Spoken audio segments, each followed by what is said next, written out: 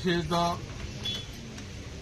most democratic way that we have been going to reorganize the party. కోరుతున్నాను కాబట్టి దయచేసి MLA గారు మాట్లాడాల్సిందిగా కోరుతున్నాను. రంగనాథ్ రెడ్డి గారిని ఇంతకుముందు యూత్ కాంగ్రెస్ పనిచేశారు.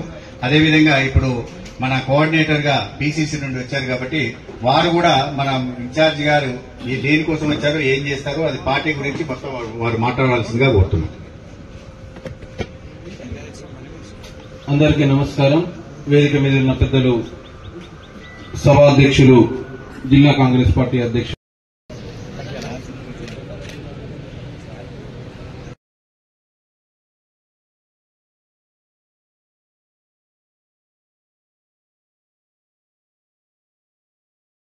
ఎదిరించే విధంగా, ప్రశ్నించే విధంగా, ప్రతిపక్షాల విమర్శలను తిప్పికొట్టే విధంగా ఉంటేనే పార్టీకి మనుగడ ఉంటది. రేపు మీ గ్రామాలలో, మీ మండలాల్లో, మీ జిల్లాలో కూడా మనం అన్ని విధాలా సక్సెస్ కావడానికి ముందుంటది. అయ్యో మేము ఓట్లు వేసినాం, మా ఎమ్మెల్యే గెలిచింది అయిపోయిందంటే కాదు. మేం గెలిచుడు కాదు, ముఖ్యంగా మీరు గెలవాలి, మీరందరూ ప్రజాప్రతినిధులు కావాలి. దానికోసం మేము అహర్నిశలు కష్టపడతామని తెలియజేస్తూ రేపు 18 తారీఖున ఆలయానికి సంబంధించినటువంటి ప్రజాప్రతినిధులు, మండల పార్టీలు గాని, ఎంపీపీలు గాని, జెడ్పీసీ గాని, ఇంకా పార్టీలో ఉన్న పదవుల శ్రేణులు గాని ప్రతి ఒక్కరూ మన అబ్జర్వర్ కు, మన ఇన్ఛార్జి వచ్చినటువంటి మీ అభిప్రాయం చెప్పొచ్చు. మీరు బ్లాక్ అధ్యక్షున, మండల అధ్యక్షున, జిల్లా అధ్యక్షులు ఉంటారో మీ సేవ చేసినటువంటి సేవా కార్యక్రమాలు 1 to 1 ఎవ్వరం ఉండం. మీరే స్వయాన పెద్దలతోటి 2 నిమిషాలు కూర్చొని మీరు ఏ రకంగా పార్టీ నిర్మాణం కోసం, ఏ రకంగా జెండా మోసి, ఏ రకంగా 10 ఏళ్ల అధికారం లేకుండా కష్టపడ్డారో మీ కష్ట సుఖాలు తెలియజేయాలి. గతం లెక్క ఎమ్మెల్యేనో ఏంపో ఇంకెవరో ఇస్తే నామినేట్ పదవులు కాదు, పార్టీ పదవులు కాదు. అబ్జర్వర్ గారు అన్ని అబ్జర్వేషన్ చేస్తారు.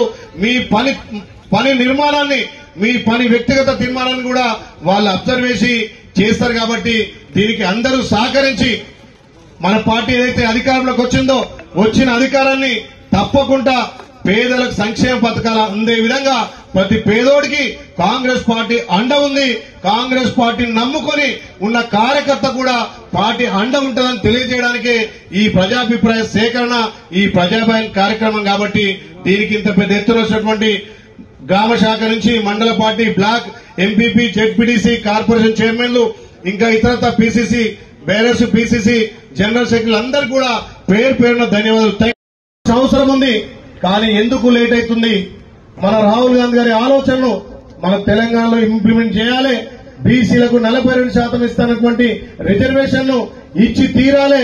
ఎలక్షన్లంటూ పోతే 42% తోటే పోతామని చెప్పి మన ప్రియతమ నాయకుడు మన రాహుల్ గాంధీ గారి ఆలోచనను తెలంగాణలో రేవంత్ రెడ్డి గారు ఇంప్లిమెంట్ చేస్తారు. కాబట్టి దీనికి అందరం కూడా నిజంగా హర్షించాలి. ఇంత పెద్ద ఎత్తున మనకున్నటువంటి అన్ని విధాల దారులను, మనకున్నటువంటి అన్ని వసతులను వాడుకొని నిన్న సుప్రీంకోర్టు కూడా వెళ్లడం జరిగింది. కానీ కేంద్రంలో మనం అధికారం లేకపోవడంతో, అక్కడ రాష్ట్రపతి దగ్గర గాని, ఇక్కడ గవర్నర్ ఆమోదం పొందలేకపోవడం వల్ల మనం 42% మనకు అడ్డంకు వాళ్ళు చేస్తున్నారు. కాబట్టి రేపు రాష్ట్ర వ్యాప్తంగా కాంగ్రెస్ పార్టీ శ్రేణులు, నాయకులందరూ కూడా వివిధ మండలాల్లో, వివిధ జిల్లాల్లో పాల్గొని ధర్నా కార్యక్రమాన్ని, బంద్ కార్యక్రమాన్ని విజయవంతం చేయాలి. వాళ్లే దొంగ అన్నట్టుగా కేంద్రంలో అధికారంలో వాళ్ళుండి, గత 10 ఏళ్లుగా టీఆర్ఎస్ అధికారం ఉండి బీసీలను అనగదొక్కి మళ్లీ రాజకీయంగా వాళ్ళు హోన్ చేసుకోవడం కోసం, మన పార్టీ మీద బదనాం పెట్టడం కోసం వాళ్ళు దొంగ నాటకాలు ఆడుతున్నారు. మీరందరూ దాన్ని పసిగట్టి ఎక్కడికక్కడ బంద్ కార్యక్రమంలో పాల్గొనాలి. అదేవిధంగా ఈ రాష్ట్రంలో 2 సంవత్సరాల అధికారంకి వచ్చిన తర్వాత గత 10 ఏళ్లుగా తెలంగాణ రాష్ట్రం ఏర్పడడానికి తల్లి సోనియమ్మ కృషి వల్ల తెలంగాణ ఏర్పడితే, తెలంగాణ ఏర్పడ్డ మిగులు రాష్ట్రానికి అప్పటి ముఖ్యమంత్రి కేసీఆర్ ధనిక రాష్ట్రానికి ముఖ్యమంత్రి ఉండి పేదలకు సంబంధించి, ఎస్టీ, ఎస్సీ, మైనార్టీలకు సంబంధించి, బీసీలకు సంబంధించినటువంటి ఎక్కడ కూడా అభివృద్ది కార్యక్రమాలు చేయలే. ఆయన మార్క్ కోసమో, ఆయన కమిషన్ల కోసమో కూలిపోయే కాళేశ్వరం ఆయన నవాబుగా చలామణి కావడానికి కొన్ని కట్టడాలు కట్టింది తప్ప మన ఎస్టీ, ఎస్సీ, బీసీ, మైనార్టీలను పట్టించుకోలే.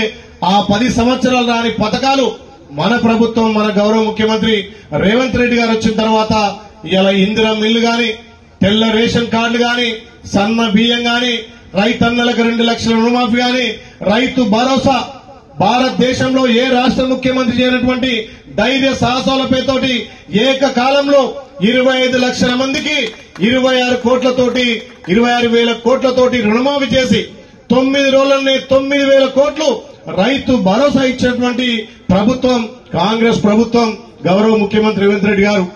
ఇలా భారతదేశానికే తలమానికగా, ఇలా వరి ధాన్యంలో భారతదేశానికి తలమానికగా తెలంగాణ రాష్ట్రం ఉంది.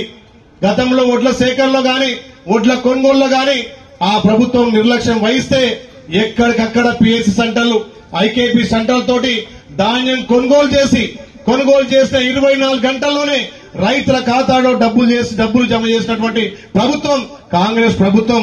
అందుకే మీరు ధైర్యంగా గల్లు ఎగిరేసుకొని కార్యక్రమాలు, మనం చేస్తున్నటువంటి అభివృద్ధి సంక్షేమాలు, గతంలో ధనిక రాష్ట్రంలో చేయలేని పనులు ఇలా అప్పుల తెలంగాణలో మన గౌరవ ముఖ్యమంత్రి రేవంత్ రెడ్డి గారి పరిపాలన నడుస్తుందంటే మీరు ధైర్యంగా గ్రామాన చెప్పాల్సిన అవసరం ఉంది.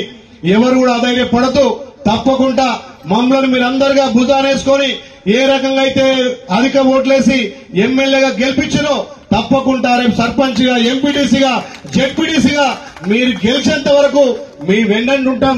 తప్పకుండా మిమ్మల్ని కూడా ప్రజాప్రతినిధిగా చేసే బాధ్యత మేము తీసుకుంటాం. కాబట్టి ఆ గ్రామాలలో బీజేపీ, బీఆర్ఎస్ రెండు కూడా దొంగ నాటకాలు ఎండగట్టి ఎక్కడికక్కడ ప్రెస్ మీట్ల ద్వారా గాని, ఎక్కడికక్కడ ధర్నా ద్వారా గాని ఆ ప్రతిపక్షాలు చేస్తున్నటువంటి ఈ దగాకోర్ పనులను వెండగట్టాల్సిన అవసరం ఉంది. చాలా మంది ఎట్లుంటే కాంగ్రెస్ పార్టీ అధికారం వచ్చింది, ఇంకేంది మా ఎమ్మెల్యే గెలిచిండు, మా ఎంపీ గెలిచిండు, అధికారం వచ్చింది అని చెప్పి కొన్ని బాధ్యతలు తీసి కింద పెట్టిరు. Please like and share, subscribe to BCN Telugu News. Please like, share and subscribe to BCN Telugu News.